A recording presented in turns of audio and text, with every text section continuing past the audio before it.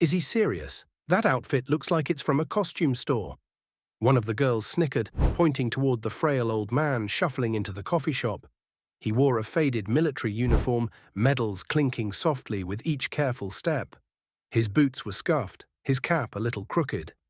A deep scar ran down his cheek, partially hidden by time, but never by memory. "Hey, Grandpa, the war ended decades ago." Another girl laughed, her voice carrying just enough to sting. The trio erupted in giggles, sipping their lattes with careless pride, unaware that every chuckle echoed through the old man's chest like a ricocheted bullet. The barista glanced up awkwardly. The other customers averted their eyes. No one said a word. No one ever does. The old man didn't react. He simply walked up to the counter, nodded politely, and ordered a black coffee. His voice was gravelly, calm, almost too quiet for the chaos of that moment. But when he turned around, holding his cup with trembling hands, something shifted. He looked directly at the laughing girls, not with anger, not even sadness, just presence. "I wore this uniform when I was 18, he began, his voice cutting through the chatter like a knife through fog. "Not for show, not for laughs. I wore it while dragging my best friend's body out of a bombed-out building so his mother wouldn't have to bury a pile of rubble." The laughter stopped. "I wore this uniform through jungles where snakes weren't the deadliest thing slithering in the dark, through sandstorms where the wind carried not dust, but screams." The girls stared, eyes wide, drinks forgotten. "One time I was shot in the leg, still kept going. Not because I was brave, because the man next to me was already dead, and if I stopped, he'd die in vain." He took a sip of his coffee, steady now. The room had gone silent. "You laugh at this old thing," he gestured to his uniform, "but it's the reason you're free to laugh at all."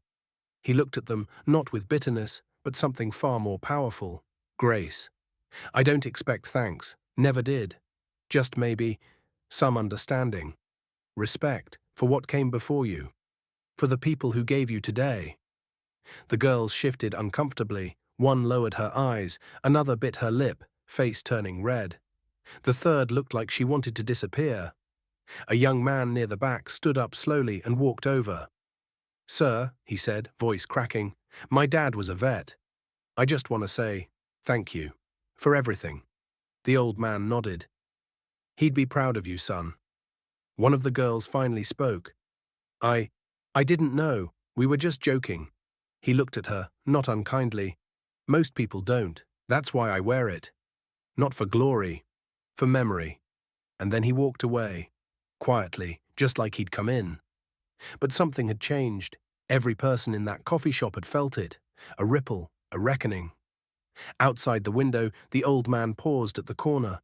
Another teenager walked by, looked up, and saluted.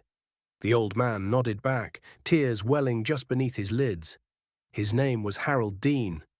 Drafted at 19. He watched brothers fall before their first child's birth, heard mothers wail over caskets too small for the love they held.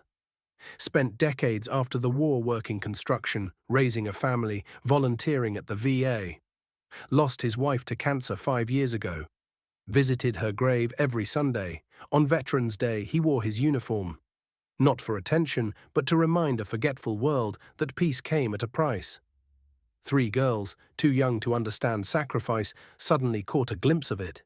A ripple that would reach their children, maybe even their grandchildren. The girl who mocked him first wrote about it in her college application essay. Said it changed her. She began volunteering at a local shelter for veterans. The second girl brought her grandfather's medals out of the attic and framed them. The third started a podcast interviewing war survivors, so we don't forget. What began as mockery turned into reverence. What seemed like weakness was a well of strength they couldn't yet fathom. The uniform they laughed at became the fabric of their awakening. And Harold, he never came back to that coffee shop. But the seat he sat in now had a plaque. Reserved in honor of those who served. Never judge a story by the silence it carries. Behind every wrinkle, a war. Behind every scar, a survival. And behind every uniform, an untold act of heroism that shaped the world you now take for granted. When the girls returned months later with flowers in hand for the local VA hospital, one of them whispered, "We were wrong, so wrong." The nurse at the desk smiled. He knew. That's why he told you. And they stood there, in quiet applause of a man they once laughed at, who, with just a few words, changed their entire worldview. Before we end this story, let us know in the comment, where are you watching from? If this story touched you, subscribe to the channel and hit that like button and drop a karma in the comments below.